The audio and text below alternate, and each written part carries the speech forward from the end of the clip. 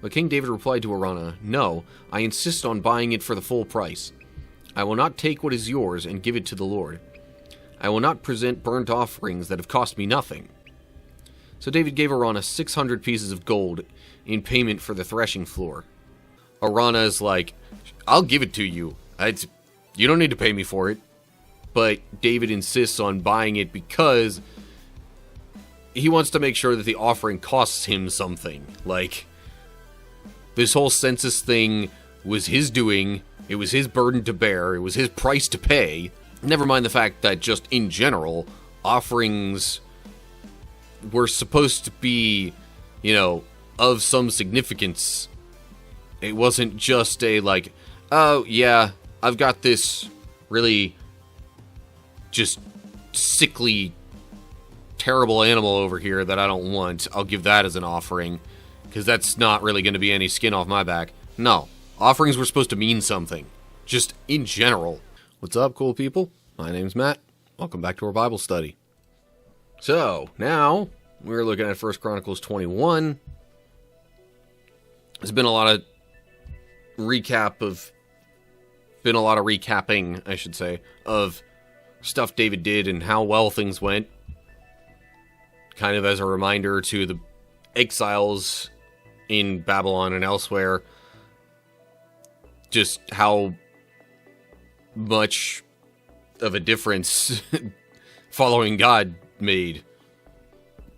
Now, the last chapter didn't really get too much into the connection with God, but a lot of the previous chapters talking about David had some sort of, if not a point of emphasis, at least a mention of seeking God's will in the situation, or doing it for God. So, let's see what happens in this chapter. I'll fill in any context as needed, I suppose. So here we go. 1 Chronicles 21. Satan rose up against Israel and caused David to take a census of the people of Israel. So David said to Joab and the commanders of the army, "Take a census of all the people of Israel, from Beersheba in the south to Dan in the north, and bring me a report so I may know how many there are." But Joab replied, "May the Lord increase the number of his people 100 times over. But why, my lord the king, do you want to do this? Are they not all your servants? Why must you cause Israel to sin?" But the king insisted that they take the census. So Joab traveled throughout all Israel to count the people. Then he returned to Jerusalem and reported the number of people to David. There were 1,100,000 warriors in all Israel who could handle a sword, and 470,000 in Judah. But Joab did not include the tribes of Levi and Benjamin in the census because he was so distressed at what the king had made him do. I don't remember the lack of Benjamin and Levi being mentioned when this came up in 2 Samuel. But anyway.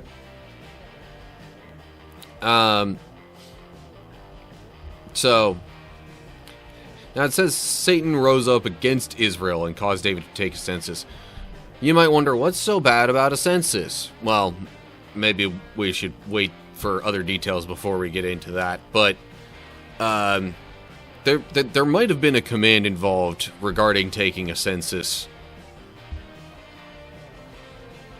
but I can't recall for sure details on that off the top of my head.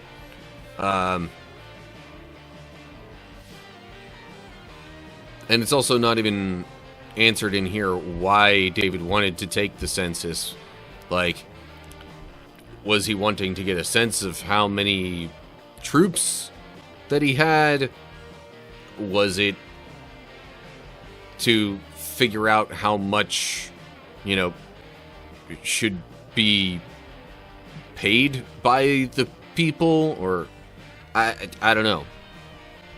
Maybe we'll get more on that later. So, you know what? Let's move on. Verse 7. God was very displeased with the census, and he punished Israel for it.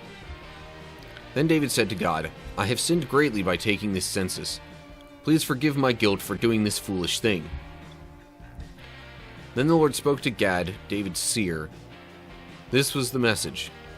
Go and say to David, this is what the Lord says. I will give you 3 choices. Choose one of these punishments, and I will inflict it on you.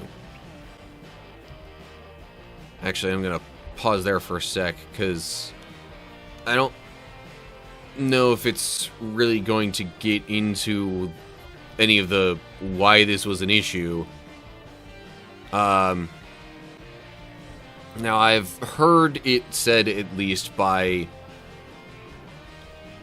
pastors that I've listened to, that part of the issue wasn't so much the taking of the census in general, but that when a census was taken, there was supposed to be, a certain, either a tribute or offering or something that was supposed to go to, well, ultimately dedicated to God, but I think perhaps go to, like, the priests and Levites, or some kind of payment was supposed to go to a certain place or thing, and that wasn't done in this census. Most of the purpose of a census is to try to, often at least, to try to get a handle on, alright, how much tribute money, how much tax money, or whatever like that should we be getting from our people. And, it's kind of understandable that God doesn't really want them to be worried about that. It could also be something to that effect. There might even, as is often the case, be multiple facets of what made this census wrong, so to speak. But, in any case, so God doesn't like it, and now David's about to get a choice of punishments. Then we get to verse 11. So God came to David and said, these are the choices the Lord has given you. You may choose 3 years of famine, 3 months of destruction by the sword of your enemies, or 3 days of severe plague as the angel of the Lord brings devastation throughout the land of Israel. Decide what answer I should give the Lord who sent me. I'm in a desperate situation, David replied to Gad. But let me fall into the hands of the Lord, for his mercy is very great. Do not let me fall into human hands.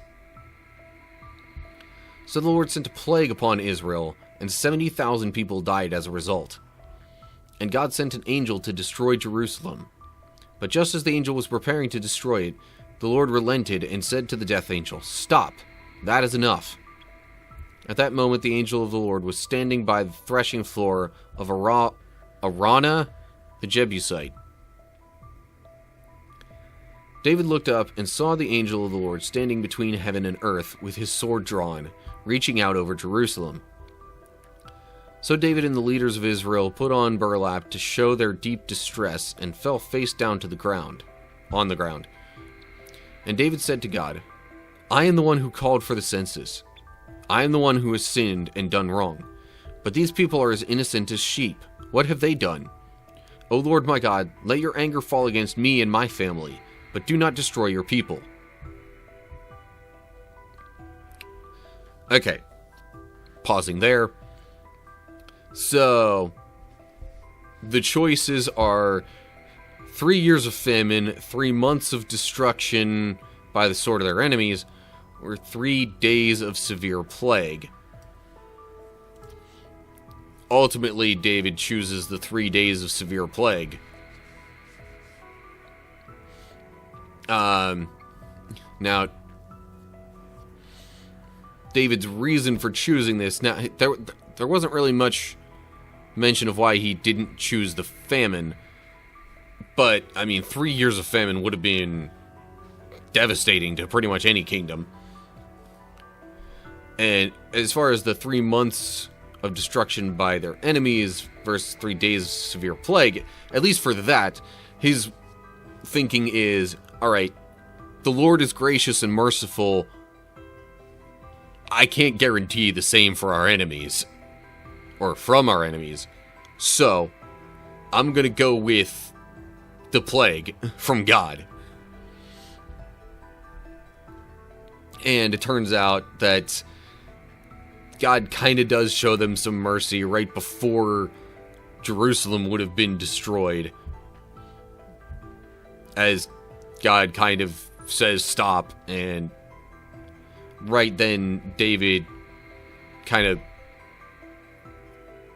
cries out to God, please, maybe even. He's like, look, I'm the one who caused the problem. I did the bad thing. Don't take it out on everybody else. Just take it out on me.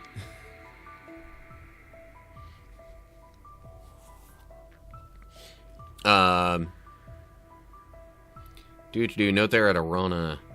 As in parallel text in 2 Samuel 24:16. Hebrew reads Ornan. Okay, but I guess it was spelled as Arana back in 2 Samuel.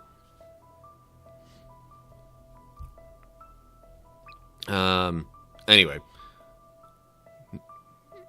Alright. Chat. Comment.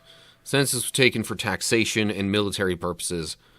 I always took it as God wanted them to just trust that he would provide, and saw this as them not trusting. Yeah, I guess that's kind of what I was trying to get at, even if I didn't word it very well. So there's kind of my understanding of why this census was a bad thing in God's eyes.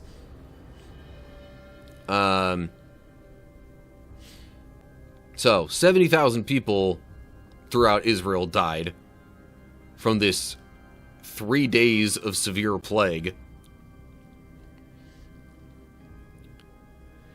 And then David sort of pleads with God to stop. Or pleads, I guess would be the word. Anyway. Okay. Then we get to verse 18. Then the angel of the Lord told Gad to instruct David to go up and build an altar to the Lord on the threshing floor of Araunah the Jebusite. So David went up to do what the Lord had commanded him through Gad.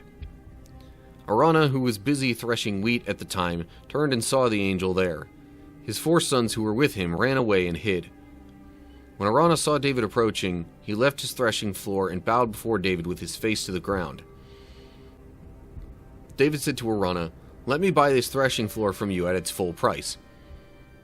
Then I will build an altar to the Lord there, so that he will stop the plague."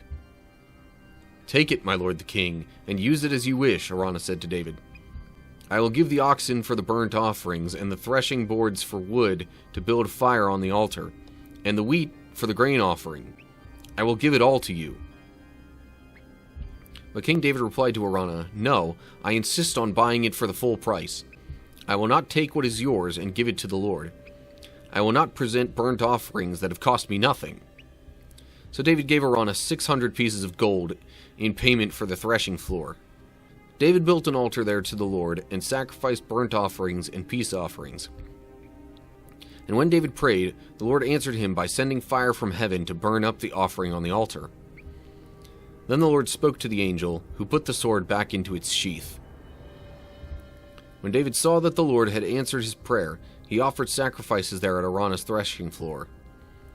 At that time, the tabernacle of the Lord and the altar of burnt offering that Moses had made in the wilderness were located at the place of worship in Gibeon. But David was not able to go there to inquire of God, because he was terrified by the drawn sword of the angel of the Lord. Okay, so what admittedly confuses me a little bit about this whole situation is, if the plague was set to last for 3 days, why does it seem like there's such a, is it going to stop now, is it not? I mean, this could have been before 3 days were up, I suppose. But anyway, that's just me thinking out loud, being like, okay, why? Yeah, I understand it was a devastating plague. I mean, 70,000 people died. But I don't know. In any case, obviously it was a lot, and David wanted it to stop. So then, kind of through Gad from the angel, David hears that he needs to build an altar on this threshing floor where the angel had stopped, I think. Yeah, at that moment, the angel of the Lord was standing by the threshing floor of Araunah the Jebusite. So, God wanted David to make an altar right there. Basically, go out to where the angel was and be like, all right, here you go. I'm sorry. But then there's this back and forth over, like, David wanting to buy the threshing floor. Araunah's like, I'll give it to you. You don't need to pay me for it. But David insists on buying it because he wants to make sure that the offering costs him something. Like, this whole census thing was his doing. It was his burden to bear. It was his price to pay. Never mind the fact that just in general, offerings were supposed to be, of some significance. It wasn't just a, like, oh, yeah, I've got this really just sickly, terrible animal over here that I don't want. I'll give that as an offering, because that's not really going to be any skin off my back. No, offerings were supposed to mean something, just in general. So, it says David gave Araunah 600 pieces of gold. Hebrews says 600 shekels of gold, about 15 pounds or 6.8 kilograms in weight. So, there's maybe a better sense of how much gold it actually was, rather than just saying 600 pieces, because pieces could be any size. So David builds the altar, prays, and then, like, I guess as the sign that the offering is acceptable, God brings the fire down from heaven to actually, like, burn up the offering. So, and then after this, I think there's then also an additional burnt offering, perhaps as thanks to God for stopping the plague. I'll admit I'm also a little bit confused at this whole, like, the last couple of verses here. The tabernacle and the altar that Moses had made in the wilderness were located at the place of worship in Gibeon. David wasn't able to go there because he was... Yeah, I mean... So But, like, God said to make an altar there anyway, so I'm not 100% sure how this plays into... unless, it was kind of a note that, okay, technically David probably should have gone to this altar for burnt offering here, as was the tradition, but because of this whole thing with the plague and, the angel being ready to strike, David just took care of it there instead.